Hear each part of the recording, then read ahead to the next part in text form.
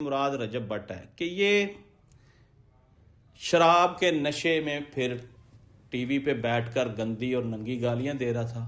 ناظرین، اصل چہرہ ان کا یہ ہے، آپ ان کو فالو نہ کریں، آپ ان کی عادتیں نہ اپنائیں، لیکن اگر کوئی اچھا عمل کرے اس پہ آپ اس کی عادت اپنائیں۔ انہوں نے ہمارے بچوں کا مستقبل بھی داغدار کیا ہوا ہے اور صرف یہ پیسے بنانے کی مشینیں بن گئے ہیں۔